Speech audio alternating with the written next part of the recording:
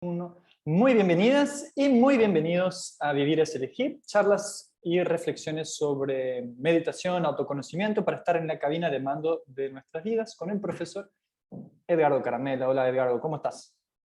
¿Qué tal? Buen día, ¿cómo estás, Rodolfo? Muy bien, con Me energía. alegro. Veo que vos también estás con mucha energía, eso es bueno, da para Siempre, buenas siempre, charlas. siempre. Generamos energía y estamos acá, Eso podría también fuertes ser y un tema de uno de nuestros encuentros, podría ser cómo generar más energía. Voy a anotar. sí, claro. Creo que va a dar para más de un encuentro. Bien, me gusta. Está bueno que surgen así temas. Me acuerdo de un libro que leí hace mucho tiempo, pequeñito, chiquitito, pero se llamaba Mente y Materia.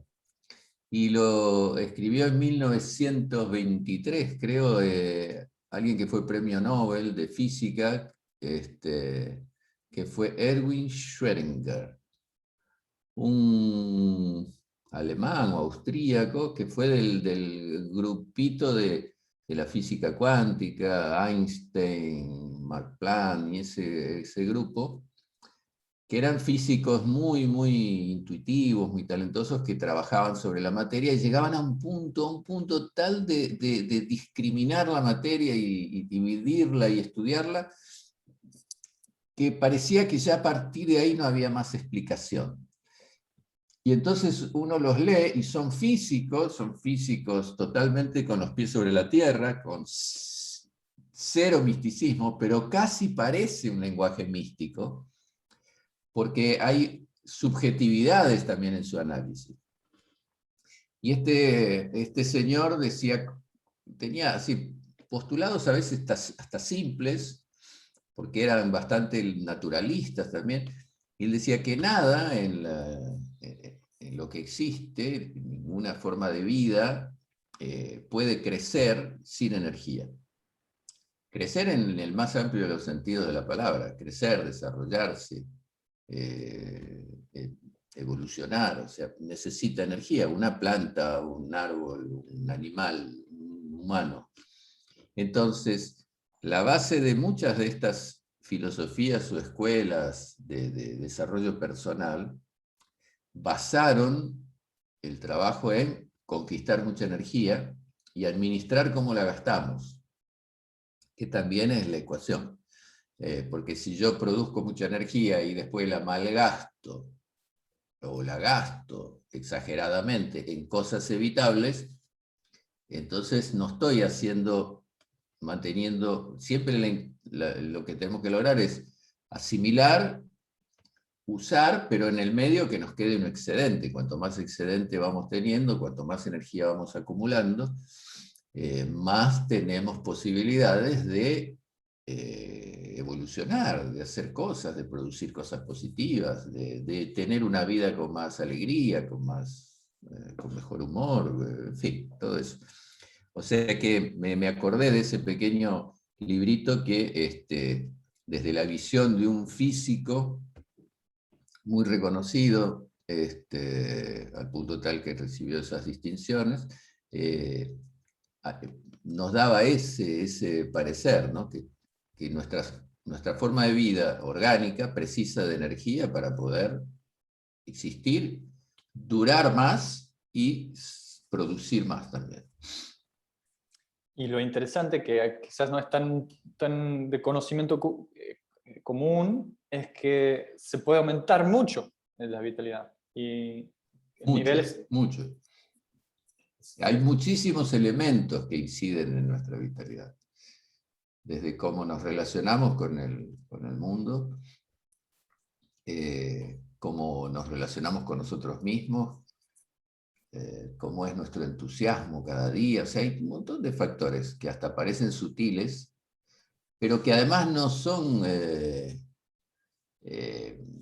cosas que surgen y de las cuales no tenemos herramientas para modificarlas. O sea, tenemos herramientas para modificar un montón de cosas. Lo que pasa es que a veces no conocemos las herramientas, a veces las conocemos y no las usamos, a veces las usamos mal, y Y a veces nos entregamos un poco a ese proceso como diciendo, bueno, hoy es así, qué sé yo, espero que pase. Y bueno, uno tiene un montón de elementos en las manos, herramientas con las que puede, lo que vos decís siempre al inicio, estar en la cabina de mandos de nuestras vidas. Lo digo, pero es una frase tuya. Ahora, porque si no parece que lo digo yo, siendo el autor, no soy el autor de esa frase. Muy bien, entonces, Edgardo, fuimos un poco tomamos una vía paralela que vamos a dejarla para profundizar en otro encuentro. Y ¿No? la pregunta que tenía guardada para hoy, y para vos, es saber en qué nos ayuda la respiración no a llegar al estado, ok, a llegar al estado de meditación sí, pero por ahora queremos solo que la respiración nos ayude a poder concentrarnos más, a poder hacer el ejercicio de meditación, digamos, de entrenamiento eh, para empezar a meditar, asumiendo que acá somos más iniciantes, que todavía no somos tan avanzados. Bueno, yo te respondo desde algo más chiquitito y que por otro lado es fundamental. ¿Cuánto tiempo podemos estar sin comer? Muchos días, muchos días. Hay casos de gente que ha estado, pero muchos días. ¿Cuánto podemos estar sin beber? Muchos días también, menos que sin comer. ¿Cuántos días podemos estar sin luz? Muchos. ¿Cuántos días podemos estar sin dormir? Muchos. Algunos, sí. Yo puedo No, pocos. no. Sí, sí, pero Sí, sí. ha habido casos donde, porque el cuerpo se va adaptando, si no puede dormir por alguna causa, Por miedo, por el miedo. por torturas, o sea, Ujú. por lo que sea, la mente entra en un estado de relax tan profundo que compensa un poco en los sueños. Claro, es sumamente agresivo y puede producir secuelas, obviamente que sí, pero quiero decir que puede estar varios días Ujú. sin Es verdad. eso. Puede estar varios días con el cuerpo totalmente inmóvil. Puede estar varios días en completo movimiento. Todo son desequilibrios y traerá consecuencias, ¿ok? Pero ¿cuánto podemos estar sin respirar? Minutos, y muy pocos. Supongamos que una persona en este momento está muy preocupada, muy estresada por una situación la que fuese, un problema económico, se está divorciando, está sumamente triste. Bueno, a esa persona le pusiéramos una bolsita de nylon sobre la cabeza con un cordel aquí y no se la dejáramos sacar, todo pasa a segundo plano. En 3 minutos Se olvida no de todo. importa más el divorcio, no importa más perder lo económico, no importa, nada importa más, salvo un poquito de aliento. O sea, la respiración es fundamental. Si no hay intercambio gaseoso, morimos. Yo estoy por largar un curso en breve, que su nombre va a ser Inspire y expire, punto, o expire. 3 palabras parecidas, pero que Sí, sí, significa sí. inspirar, vitalizarnos, exhalar, sacar el anhídrido carbónico, o Expire, que es, morir. claro, Chao, se acabó. como un Y así yogur. es, si nosotros además, en el proceso de nuestra vida, respiramos deficientemente. Hoy hablábamos antes de empezar a grabar te preguntaba si habías leído este libro nuevo llamado Respira, la edición en español, que está siendo bestseller en Estados Unidos, escrito por James Nestor, y que tiene la particularidad de que el capítulo 10 está totalmente dedicado a una entrevista que el autor le hace al profesor de Roses sobre el tema respiración, en donde él va buscando por distintas partes del mundo y durante muchos años soluciones para su propio problema de salud en general, consecuencia de una respiración deficiente. Entonces, lo interesante del libro es ver cómo todo su biología, su energía, su cuerpo, está totalmente deteriorado porque él respira mal. Y cómo el respirar mal trae patologías, problemas en distintas áreas del cuerpo. O sea, el cuerpo se va dañando progresivamente si no tiene el suficiente intercambio gaseoso, que además es el que produce energías a través de la respiración. Produce un proceso aeróbico que justamente el oxígeno es lo que libera el ATP, esas moléculas que se transforman en energía, y por eso los deportistas requieren tanto de la respiración administrada, profunda, consciente. Entonces, ese es uno de los factores principales para tener más vitalidad y energía, para tener más salud, para llevar más oxígeno a nuestro cerebro, que es la parte del cuerpo humano que más consume oxígeno y que necesitamos proveerle de ese elemento, nutrirlo de ese elemento para que funcione debidamente, porque si no, su funcionamiento se va empobreciendo. Entonces, si nosotros tenemos una velita encendida y le ponemos un vaso encima, en pocos segundos se apaga porque no tiene más oxígeno. Nosotros somos exactamente iguales. Entonces es un factor de energía, es un factor de vitalidad, es un factor de pensar mejor. Es un proceso totalmente necesario y vital. De allí que vitalidad, captar, inspirar, vitalizarnos, tiene que ver con vita, que es vida, o sea, está ligado directamente al proceso de vivir. Y si respiramos bien, vivimos mejor. ¿Por qué yo me vine hablando de esto? Ya me perdí, no me acuerdo. Entonces, este es lo que te iba a preguntar, porque todo bien que respirar es importante, pero todos respiramos. O sea, nadie se sienta, aunque sea iniciante de la práctica de meditación, y deja de respirar. La persona está respirando. Ahora la cuestión es, ¿cómo respiramos? Claro, ¿Y exacto. qué provecho sacamos de esa respiración? Por Entonces, ejemplo, la mayoría, yo en una época a mis alumnos tenía un aparato horrible que se llama espirómetro. En esa época no había aparatos más tecnológicos, entonces era una especie de balde, como una bomba, en donde uno tomaba una manguera, soplaba, y eso en función de un especie como de émbolo, un caño ahí, ascendía y te marcaba la fuerza respiratoria y la cantidad de litros que esa persona estaba utilizando. Todos, hasta los atletas, todos, me cansé. Lamentablemente no hice eso con nombres y apellidos, porque era solamente para mostrarle que necesitaba mejorar su caudal respiratorio. Todos respiraban en promedio con el 30% de su capacidad respiratoria. Incluso, vuelvo a decir, los atletas, a veces hasta los atletas peor. Los que se diferenciaban un poco eran los nadadores, porque nadar implica mucho trabajo respiratorio o los buceadores y demás. Pero al poco tiempo de entrenar técnicas respiratorias, lograban triplicar su volumen respiratorio.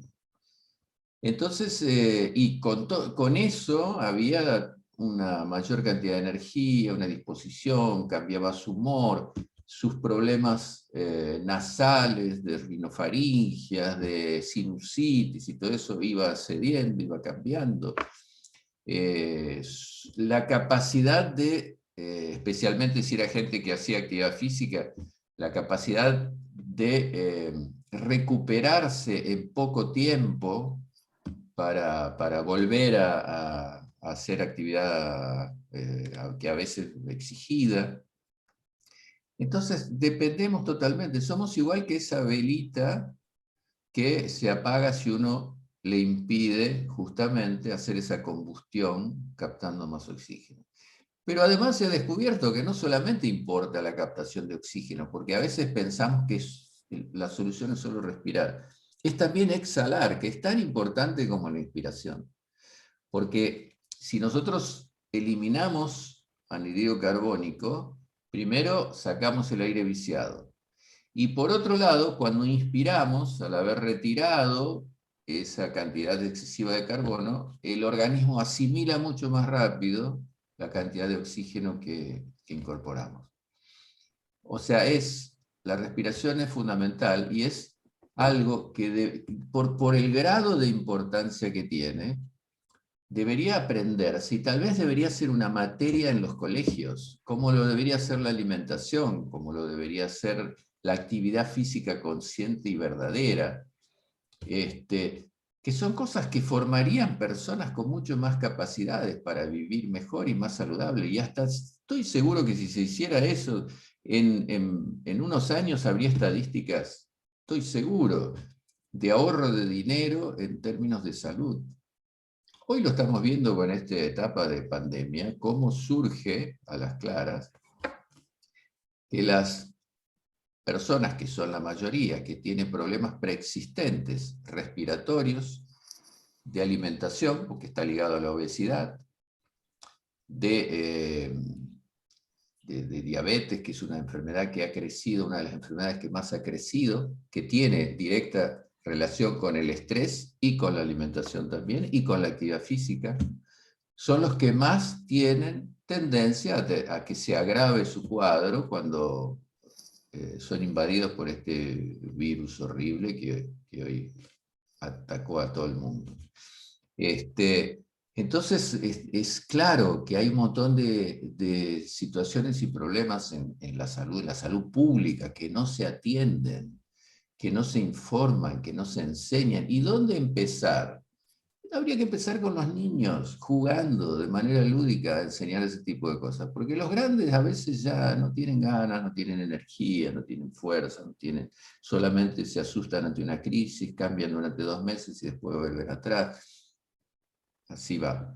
Entonces, respirar es tal vez una de las cosas fundamentales. Y vemos la importancia que tiene, que si uno revisa, por ejemplo, culturas antiguas, había una serie había como una honra, digamos, al valor del aire, su fuerza, de los aires vitales, y todas las culturas y mitologías antiguas tenían personajes mitológicos ligados al aire. Los nórdicos con Nords, que era el que los guiaba en las tormentas. Aquí en las culturas mayas, Kukulcán, que era el que administraba el aire de los ríos, Eolo, en fin, donde busquemos, encontramos figuras, Parjanya en la mitología hindú, o sea, encontramos figuras que están relacionadas al poder del aire. En algunos casos, el aire ligado a la naturaleza, a las tormentas y demás, pero también por ejemplo, en la mitología hindú, a los vayus, que son los aires vitales, que tienen que ver con el aire que consumimos y necesitamos. Entonces, en las tradiciones está presente la importancia de la respiración. Y te cuento, por ejemplo, en el hinduismo, que le da mucha importancia, porque justamente de esa cultura surgieron la mayor cantidad de técnicas respiratorias que se utilizan en el yoga, que se utilizan en las artes marciales, que se utilizan en el budismo, para usarlo también para técnicas previas a la meditación, y en un montón de otras escuelas filosóficas la respiración siempre tiene alguna participación. Hay muchas historias, una que me acuerdo, por ejemplo, que ellos afirman de que uno nace con un crédito de respiraciones. Por eso la base de la respiración que se enseña en estas escuelas filosóficas o disciplinas siempre es lenta, nasal, profunda, silenciosa y consciente. Entonces, lo de lento está ligado a esa especie de cuentito que dicen que uno nace con un crédito. Supongamos tantos millones de respiraciones. Si uno las consume más rápido, su ciclo vital se reduce. Si uno las extiende en el tiempo, su ciclo vital tiene más duración, por ejemplo. Entonces se le da un concepto filosófico, digamos, al tema respiratorio, ¿no? ¿Y será que con la respiración tenemos ¿O será que le podemos usar la respiración como una herramienta para modificar nuestro estado de conciencia y acercarlo a la concentración o a la meditación? Totalmente. ¿Cuántas veces vos escuchaste, hoy se me cortó el aliento? Alguien que se asustó. Y uno dice, bueno, se asustó, pero ¿por qué está tan ligado a eso? Bueno, si nosotros entendemos que respiración y emoción trabajan juntos, eso significa que si yo me altero por alguna circunstancia, me emociono por alguna circunstancia, puede ser una circunstancia feliz, no sé, me voy a casar, que es una circunstancia supuestamente feliz, por lo menos en los comienzos, y me emociono y mi respiración se altera, me vienen ganas de llorar, me abrazo a los que están ahí, y mi corazón también empieza a funcionar más rápido y demás. Hay un estrés feliz, podríamos decir. Y la respiración se agita, se altera. Entonces, si eso pasa siempre que hay alguna emoción de por medio, que la emoción lo único que es una oleada de energía que hace que uno reaccione de alguna determinada manera. Entonces, si yo aprendo a administrar mi respiración, incido sobre la emoción. Entonces, si yo lo que necesito para poder concentrarme es primero no estar bajo efecto de la emocionalidad, a través de la respiración lo voy a conseguir. Pero además, a través de la respiración voy a tener a mi mente mucho más alerta y mucho más disponible para concentrarse en un punto, en un elemento, en una referencia, porque está mejor nutrida, porque tiene más oxígeno, porque está más viva. Entonces voy a hacer que esa mente ponga toda su energía para eso, concentrarme en un solo objeto, en un solo punto, en una sola situación.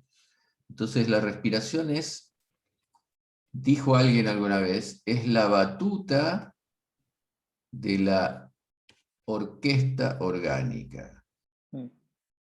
Y hay otro cuentito dentro del hinduismo que dicen que un día estaban discutiendo los sentidos, a ver cuál era más importante, y entonces como no se ponían de acuerdo y estaban discutiendo, fueron a Brahma y le dijeron, Señor, vos tenés que decidir cuál de nosotros es más importante en el cuerpo humano.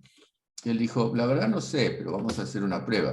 Les voy a pedir que cada uno se retire un tiempo del cuerpo y vuelva y vea cómo le fue a los otros sin él. Y así se fue la visión, volvió, preguntó y dijeron, vivimos perfecto como los ciegos. Fue el oído y dijeron, vivimos igual que los sordos, ningún problema. Se fue la capacidad de procrear y volvió y dijeron, bien, seguimos viviendo igual, no hubo ningún problema. Y así uno tras otro se fue la mente y volvió todo orgulloso y dijo, hey, ¿y ahora sin mí cómo se arreglaron? Igual vivimos como los locos. Y se fue la respiración y no alcanzó a salir de la sala, de la puerta en la cual se entraban, y todos fueron y se arrodillaron y dijeron, por favor, señora, vuelve a nosotros, porque sin vos todos nosotros enloquecemos.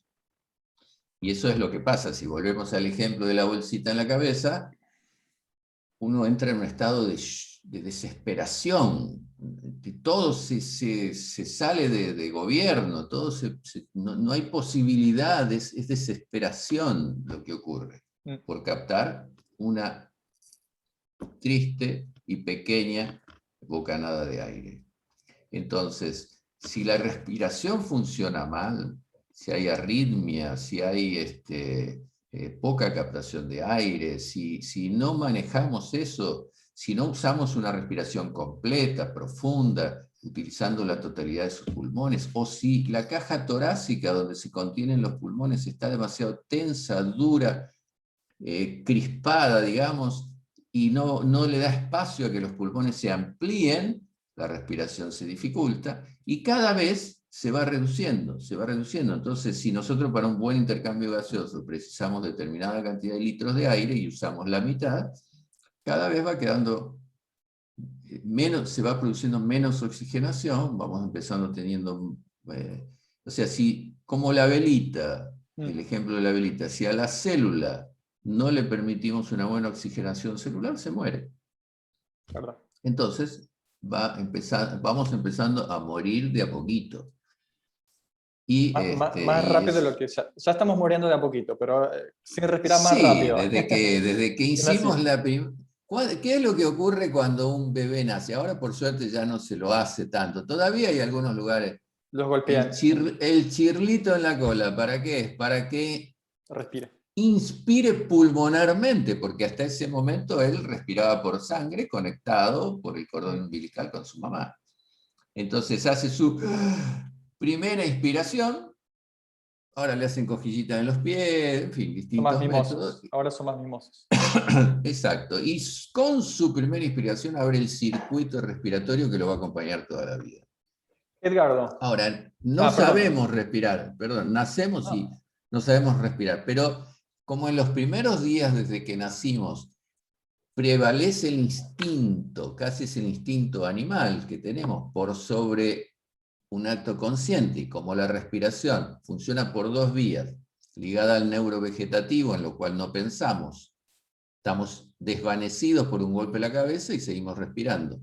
O podemos hacer que podamos interferir voluntariamente en el ritmo, en la cantidad, en la respiración que estamos haciendo.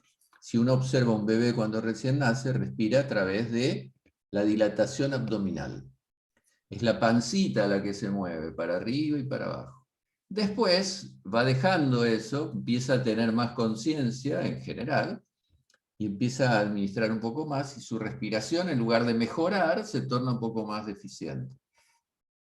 Por suerte, entre comillas, pasa el tiempo y tiene que buscar algún experto en respiración, entre los cuales nos encontramos, para reaprender a utilizar sus pulmones y a utilizar esa herramienta para administrar un montón de procesos que podemos justamente mejorar o utilizar desde ese lugar que es la respiración.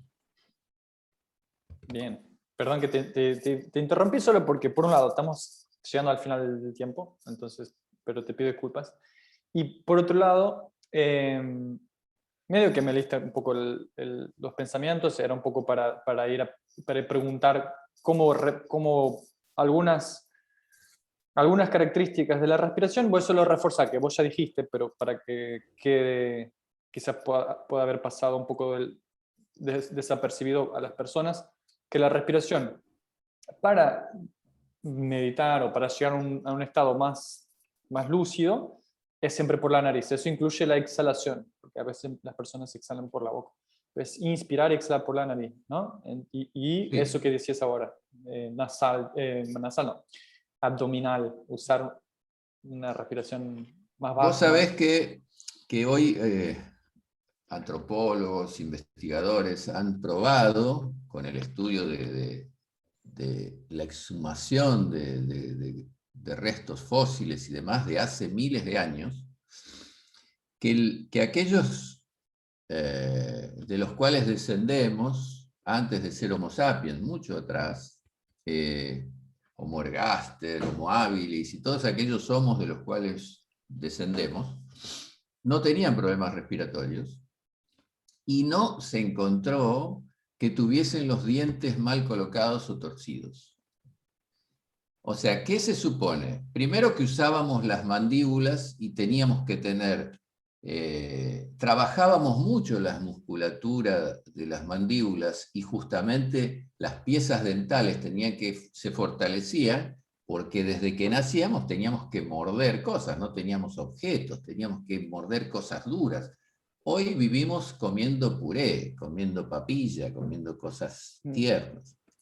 Eso fue generando que las mandíbulas eran más fuertes, la dentición era más poderosa, las muelas eran mucho más fuertes que hoy, y las narices eran más prominentes y tenían conductos mucho más grandes, mucho más amplios.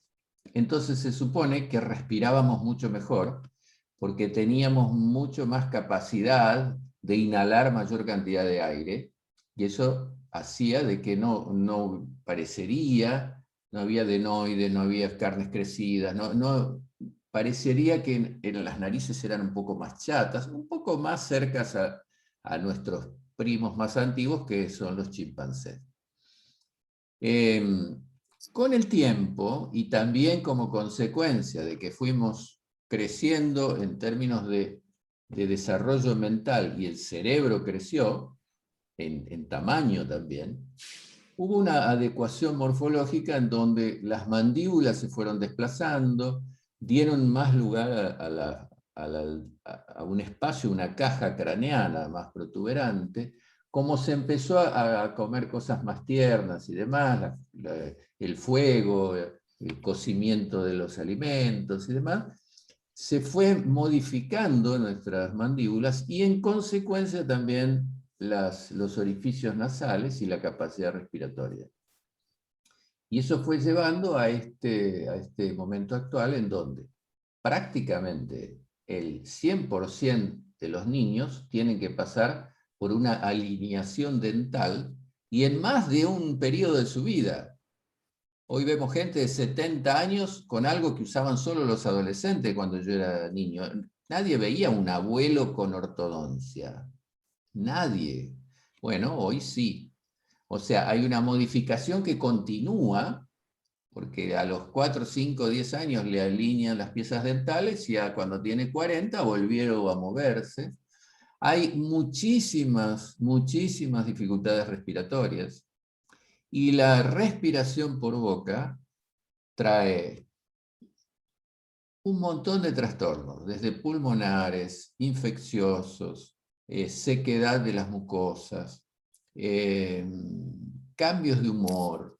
Todo eso se mejora simplemente respirando por nariz, porque la nariz filtra el aire, lo humidifica, le da la temperatura necesaria, nos permite que ya en el proceso de inspiración las mucosas que cubren la nariz comienzan a asimilar oxígeno. En fin, este libro que creo que yo mencioné, el de James Nestor, abunda en datos sobre todas esas cuestiones más recientes de investigaciones científicas, que confirman lo que aquellos antiguos de esas escuelas filosóficas y que nos daban técnicas respiratorias, que son las que usamos también hace 5.000 años, decían: siempre respire por nariz y utilice respiraciones completas. Y entonces, para que entiendan, les voy a pedir que cada uno que está ahí escuchando se siente, ponga la espalda derecha, cierre un instante los ojos, exhale totalmente, ponga sus manos sobre el abdomen e intente respirar dilatando la parte baja o abdominal. Solo eso. Exhala vaciando, contrayendo suavemente la pared del abdomen, llevándola hacia adentro, y otra vez, y así varias veces. Después lleve las manos aquí a la zona costal y trate que el aire que va entrando a medida que inspiramos solo expanda como un tonel que en toda su circunferencia crece, solo la parte ubicada en esta región. Y después de practicar eso 4 o 5 veces, trate de llevar el aire cuando inspira solo a la parte superior, la parte clavicular, que es la más fácil porque es la que más usamos. Pero los pulmones son como unas botellas que su parte más amplia está en su base. Entonces estamos utilizando más la parte superior, que es más pequeñita, y olvidamos la parte baja. Para eso tenemos que trabajar la musculatura interna, como el diafragma, que es sobre el músculo que se apoya en los pulmones.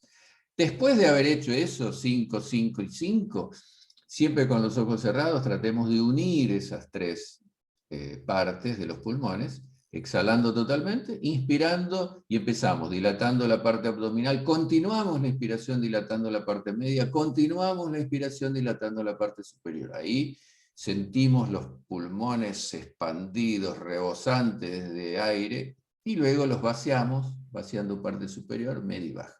Practiquen eso todos los días durante un mes, por lo menos 20 minutos por día y después nos cuentan a ver si no notaron algún cambio. Y antes de meditar.